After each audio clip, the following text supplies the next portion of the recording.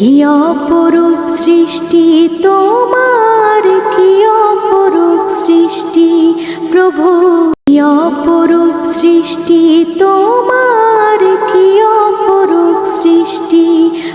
সুপ্রিয় দর্শক, দেশ ও বিদেশ থেকে প্রতিনিয়ত যারা আমার ভিডিও দেখে থাকেন তাদেরকে জানাই আন্তরিক শুভেচ্ছা এবং সালাম। আসসালামু আলাইকুম। আজকে আমি তারাস থানাধীন মাগুরা ইউনিয়নে এসেছি সরকারি কাজে।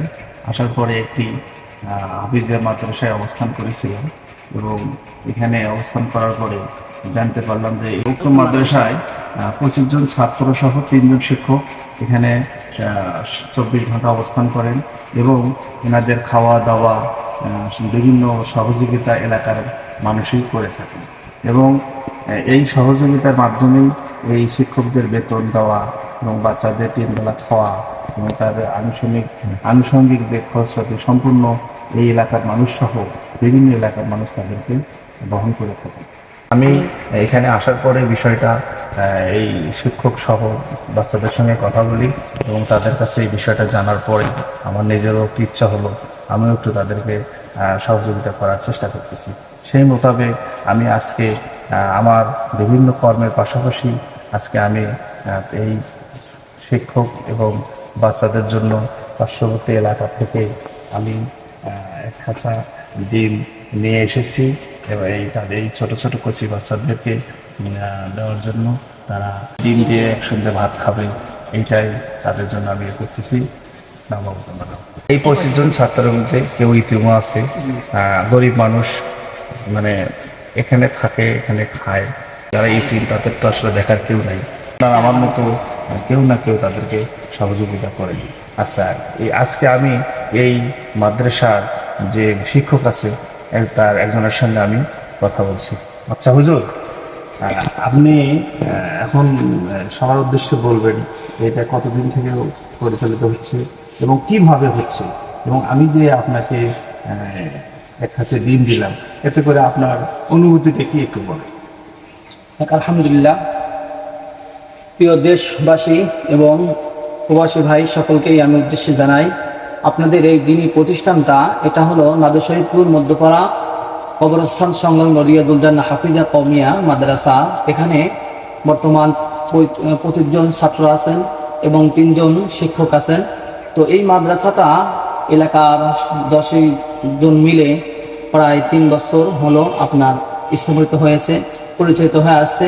তো এই মাদ্রাসাটা আপনার জনগণের তাদের আর্থিক এবং সব রকম সহযোগিতা দিয়েই এই মাদ্রাসাটা পরিচালিত হয়ে আসছে। আজকে যেহেতু ছুটির দিন, এই জন্য ছাত্রগুলো আমাদের অনেকেই কিছু বাসায় চলে গেছে, কেউ ছুটি নিয়ে গেছে, এই জন্য ছাত্র সংখ্যাটা একটু কম। আর আমাদের যে সামনে আপনারা দেখছেন আমাদের স্যারকে, আলহামদুলিল্লাহ এই সহযোগিতার আপনাদের সহযোগিতা দেখে আমাদের স্যার এখানে এসে তিনি তার পছন্দ করে মাদ্রাসাকে তো খুব ভালো লেগেছে, পছন্দ করে দিনী প্রতিষ্ঠানের জন্য আমাদের ছাত্রদের ইতিম আছে, গরিব আছে, অসহায় আছে, সকলের জন্যই তিনি এক কাছে দিন দিয়েছেন যেন সকলেই এক সন্ধ্যা পেট ভরে খানা খায় এবং সকলের জন্য যেন দোয়া রাখেন। এবং আমাদের স্যার যেভাবে আমাদেরকে এই কাজটা দেখাচ্ছেন বা আপনারা দেখছেন, আপনারা সকলেই এই প্রতিষ্ঠানের দিকে এগিয়ে আসবেন। আল্লাহ পাক যেন আমার এই স্যারদেরকে দেশের মানবিক কাজের দেশের কাজের সাথে সাথে ধর্মীয় কাজ যেন আল্লাহ পাক তাদেরকে সারা জীবন করার তৌফিক দান করেন এবং আল্লাহ পাক যেন এদের যে যেখানে যেভাবে থাকুক এবং আত্মীয়স্বজন যেখানে থাকুক আল্লাহ পাক যেন সকলকে সহি সালামত এবং শান্তিভাবে রাখেন।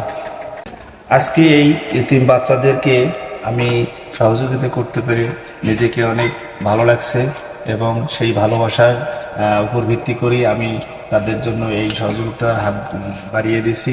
পাশাপাশি আমি সকলের কাছে অনুরোধ করতেছি, যারা এই এলাকায় বসবাস করেন, যাদের নলেজে বা যাদের জানা মতে এই প্রতিষ্ঠানটা এখানে আছে, তারা সবাই যে যতটুকু পারেন, যার যতটুকু সমর্থন আছে সেই মোতাবেক চেষ্টা করবেন যেন এই 3 বাচ্চাদেরকে আপনাদের সহযোগিতার উপরে তারা ভালোভাবে পড়াশোনা করতে পারে।